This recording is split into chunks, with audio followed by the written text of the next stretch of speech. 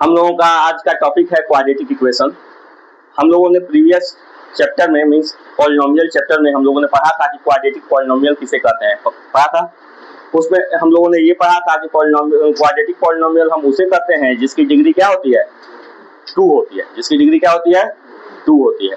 और मैंने आप लोगों को हमेशा बताया है कि जब किसी पॉलिनोमियल में इक्वल टू 0 कर दिया जाए, मतलब इक्वल का साइन अगर लग जाता है तो वो क्वाड्रेटिक पॉलिनोमियल जो है किसमें कन्वर्ट हो जाता है, इक्वेशन में। तो आज हम लोगों का टॉपिक वही है। हम लोग का टॉपिक क्या है, क्वाड्रेटिक इक्वेशन। क्वाड्रेटिक इक्वेशन और क्वाड्रेटिक इक्वेशन, क्वाड्रेटिक टर्म जो है इसका मतलब ही हो गया कि जिसकी डिग्री क्या हो, 2 हो। जिसकी डिग्री क्या हो, 2 हो।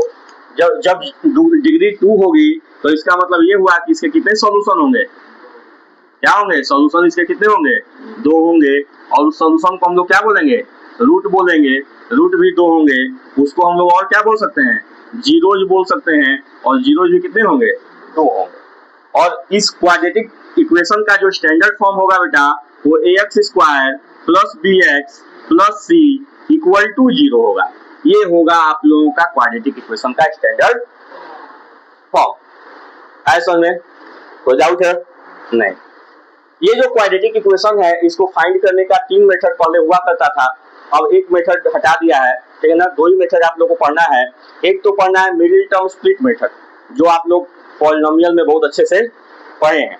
और दूसरा मेथड है श्रीधराचार्य फार्मूला, या उसको क्वाड्रेटिक फार्मूला भी बोलते हैं। श्रीधराचार्य जिसने बनाया है उसका नाम है श्रीधराचार्य, मैथमेटिशियन है श्रीधराचार्य है, ठीक है ना। और उसी को बोलते हैं क्वाड्रेटिक फार्मूला। तो दोनों मेथड को हम लोगों को समझना है, सारी बातों को आज समझना है, फिर उसके बाद जो है क्वेश्चन सॉल्व करना है। रेडी, चलिए। तो आपके पास इक्वेशन है ax square plus bx plus c equal to 0, यही है ना बेटा।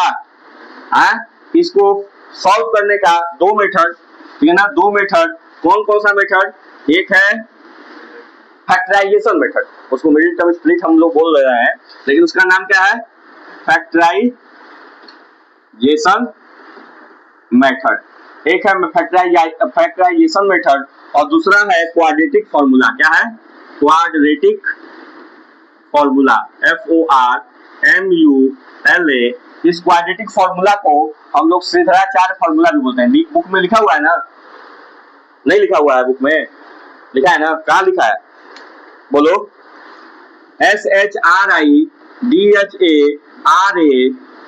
Shridharacharya, CHARY Shridharacharya formula, FORMULA Shridharacharya formula. और ये फार्मूला x की वैल्यू अगर हमको निकालनी है तो इसके लिए फार्मूला है -b plus minus under root b square minus 4ac upon 2a। यही फार्मूला है बेटा, ये फार्मूला है x equal to -b plus minus under root b square minus 4ac upon 2a। इस फार्मूला को ही हम लोग क्वाड्रेटिक फार्मूला या श्रीधराचार्य फार्मूला कहते हैं। क्लियर है, कोई दिक्कत है नहीं। पहला मेथड जो है फैक्टराइजेशन मेथड है, जो आप लोग जानते हैं। तभी मैं एक एग्जांपल लेकर आप लोगों को समझाने की कोशिश करता हूं। आप लोग समझदार हैं, समझ भी जाएंगे, हम जानते हैं, ठीक है ना। एक इक्वेशन है 6x square plus 11x plus 3 equal to 0। इसको मिडिल टर्म में स्प्लिट करना है, फैक्टराइज करना है, और फैक्टराइज करके आप लोगों को सॉल्व करना है। जवाई ले लो बेटा, पढ़ो मत। सॉल्व करेंगे, क्या करेंगे, सॉल्व करेंगे तो आप लोग के पास क्या आएगा मालूम है, बताइए। इसको मल्टीप्लाई करेंगे, कितना होगा, 18 को 18x स्क्वायर, 18 नहीं होगा, क्या होगा, 18x स्क्वायर। इसको 2 पार्ट में ऐसे ब्रेक करेंगे कि प्लस माइनस करने पे आपका क्या आ जाए, 11x आ जाए। क्या आ जाए, 11x आ जाए। तो इसको 2 पार्ट में ब्रेक कर दिया, एक 9x और दूसरा 2x। 9 और 2 को प्लस करेंगे 11 आ जाएगा, और इन दोनों को मल्टीप्लाई करने पे 18x स्क्वायर आ जाएगा। दिया नहीं समझ में आ रहा है, अजीब सा देख रही हो, लग रहा है कि बहुत सर क्या बता रहे हैं, ठीक है ना। तो ये हो जाएगा बेटा 6x square plus 9x plus 2x plus 3 equal to 0।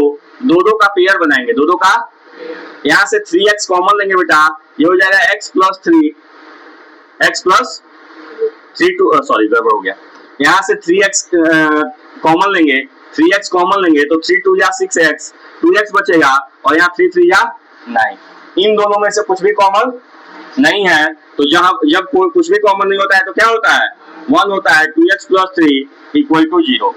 यह 2x प्लस 3 और 2x प्लस 3 दोनों में क्या है, कॉमन है। कॉमन लिया, बचा क्या, यहाँ बचा 3x प्लस और यहाँ क्या बचा प्लस 1 इक्वल टू 0। एक बार 2x प्लस 3 को 0 के बराबर करेंगे तो एक x की वैल्यू आएगी, एक बार 3x प्लस 1 को 0 के बराबर करेंगे तो दूसरी वैल्यू आएगी। थोड़ा सा ऊपर कर लेते हैं, यहाँ से x इक्वल टू हो जाएगा प्लस 3 है, इधर जाएगा तो -3, 2 मल्टीप्लाई में इधर आएगा तो डिवाइड में, यहाँ x इक्वल टू हो जाएगा -1/3। तो दो वैल्यू आ गई, एक x की वैल्यू -3/2 और एक x की वैल्यू -1/, आया समझ में, नहीं आया, आ गया। इस इक्वेशन को हम लोग दूसरे मेथड से भी करते हैं बेटा। 6x square plus 11x plus 3 है, 6x square plus 11x plus 3 equal to 0 है, ठीक है ना। हम लोग के पास फॉर्मूला x की वैल्यू निकालने के लिए है -b plus minus under root b square minus 4ac upon 2a। ये फॉर्मूला एकदम रट जाना चाहिए, कल एकदम रटा हुआ होना चाहिए। यहाँ पर जब हम इसको कंपेयर करते हैं ax square plus bx plus c equal to 0, तो यहाँ पर a के प्लेस पे क्या दिख रहा है आप लोग को, कुछ दिख रहा है, a के प्लेस पे क्या है 6 है, b के प्लेस पे क्या है और c के प्लेस पे क्या है, मींस a इक्वल टू 6 हो गया, b इक्वल टू 11 हो गया और c इक्वल टू 3 हो गया। ये a b और c की वैल्यू को हम लोग उसमें क्या कर देंगे, पुट करेंगे, तो x इक्वल टू आ जाएगा -b -11 हो जाएगा बेटा, यहाँ plus minus under root b square, तो 11 का स्क्वायर होगा बेटा -4ac, 4 इंटू 6 इंटू 3, कोई दिक्कत, अपॉन 2a, ये a है, 9 मत पढ़ लेना, 2a है, a की वैल्यू कितनी है 6। अब जरा देखिए सॉल्व करेंगे, x equal to -11 plus minus 11 का स्क्वायर कितना होता है 121, इसको मल्टीप्लाई करेंगे 6 3 या 18, 18 4 जा 6 3 या 18, 18 4 जा 72, ठीक है ना। अब 72 अपॉन कितना हो जाएगा 12, माइनस कीजिए जरा कितना आएगा -11 प्लस माइनस 11 में से 2 गया 9 और 11 में से 7 गया 4, 49 होगा बेटा, और दिक्कत है 49 अपॉन 12, ठीक है ना। यहाँ से दो वैल्यू हमें चाहिए, क्या चाहिए, तो एक बार x इक्वल टू लेंगे -11 प्लस 49 अपॉन 12 और एक बार x की वैल्यू लेंगे -11 माइनस 49 अपॉन, नहीं समझ में आया, आया, एक बार ये प्लस लेंगे और एक बार ये माइनस लेंगे। अब ये अंडर रूट यहाँ पर लिखे ही नहीं, हाँ होगा बेटा, सही बोले, हटा लेना चाहिए था, खैर नहीं हटाए तो आगे हटा देंगे, ठीक है ना, हटा लेना चाहिए था। चलिए इसको सॉल्व करेंगे, x इक्वल टू हो जाएगा -11 प्लस 7 अपॉन 12, सॉल्व करेंगे बेटा, 11 में से 7 जाएगा कितना बचेगा, बोलो -4 अपॉन 12, सॉल्व करेंगे -1 अपॉन 3 आएगा, यहाँ पर x इक्वल टू आ जाएगा -11 माइनस 7 अपॉन 12, सॉल्व करेंगे ये आ जाएगा -18 अपॉन 12, 6 3 या 18, 6 2 या 12, x इक्वल टू आ गया -3/, जरा देखिए -1/3 और -1/2 यही आया था पहले भी, -3/2 और -1/3 आया था ना। तो दोनों मेथड से हम लोग सॉल्व करेंगे, आंसर सेम आएगा।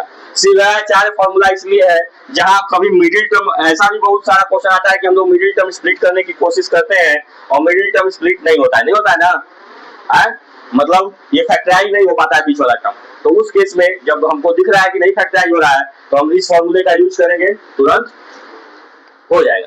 क्लियर है, कोई दिक्कत है नहीं, आगे समझिए बेटा। अब जो हम लोगों ने x इक्वल टू जो फॉर्मूला लिखा -b plus minus under root b square minus 4ac upon 2a लिखा ना, ये जो लिखे हैं प्लस माइनस ये लिखे है ना, है? अब जरा देखिए यहाँ पर इस फॉर्मूले को हम लोग ऐसे भी लिख सकते हैं, क्या लिख सकते हैं, -b plus minus under root d upon 2a, मतलब ये जो d है बेटा इसको हम लोग बोलते हैं डिस्क्रिमिनेंट, क्या बोलते हैं, डिस्क्रिमिनेंट बोलते हैं, NANT डिस्क्रिमिनेंट बोलते हैं, और ये जो डिस्क्रिमिनेंट होता है वो b स्क्वायर माइनस 4ac के बराबर होता है। वही b स्क्वायर माइनस 4ac के जगह हम क्या लिख दिए, d लिख दिए ना, मतलब b स्क्वायर माइनस 4ac किसके बराबर होगा, d के बराबर होगा कि नहीं होगा, क्लियर है, कोई दिक्कत है नहीं। अब जरा देखो, याद रखिए कि अगर ये d की वैल्यू ग्रेटर देन 0 है, क्या है, ग्रेटर देन 0 है, अगर d की वैल्यू क्या है, मतलब b स्क्वायर माइनस 4ac की वैल्यू हम लोग निकाले ना, b स्क्वायर माइनस 4ac की वैल्यू निकाले, मीन्स d की वैल्यू निकाले और 0 से बड़ी आ गई, क्या आ गई, तो वो जो आंसर होगा उसका वो कैसा होगा, रियल रूट होगा, कैसा होगा, रियल एंड अनइक्वल रूट होगा, अनइक्वल रूट, बात समझिए, रियल होगा मतलब कोई वास्तविक नंबर होगा रियल, ठीक है ना, और अनइक्वल दोनों नंबर बराबर नहीं होंगे, बात समझ में आया। दूसरा कंडीशन है कि अगर d स्क्वायर माइनस 4ac निकाले, मीन्स d निकाले और d 0 के बराबर हो गया, निकाले और d 0 के बराबर हो गया, तो ये रियल होगा एंड इक्वल रूट होगा, मतलब जो दो वैल्यू x की वैल्यू आएगी बेटा वो दोनों क्या होगी, इक्वल होगी, और अगर एक x की वैल्यू -1/2 आएगी तो दूसरी भी x की वैल्यू -1/2 आएगी, बात समझ में आ गया, दोनों बराबर हो गए। तीसरा कंडीशन है कि अगर b स्क्वायर माइनस 4ac निकाले, मीन्स d की वैल्यू निकाले और वो 0 से क्या हो गया, कम आ गया, 0 से कम आ गया, तो उसका जो आंसर होगा वो क्या होगा, इमेजिनरी नंबर होगा, क्या होगा, इमेजिनरी नंबर होगा, ठीक है ना, नंबर होगा, NUMBR, इमेजिनरी नंबर होगा, मतलब रियल नहीं होगा, नॉट रियल, रियल नहीं होगा, इमेजिनरी होगा, बात समझ में आ गया। तो इतनी बातों को इस चैप्टर में याद रखना है और याद रखकर सारे क्वेश्चन को सॉल्व करना है, बात समझ में आ गया, कोई दिक्कत नहीं। तो पहले आप लोग जो है क्या कीजिए, ये सारा चीज लिख लीजिए, फिर उसके बाद जो है हम लोग क्वेश्चन पे आते हैं।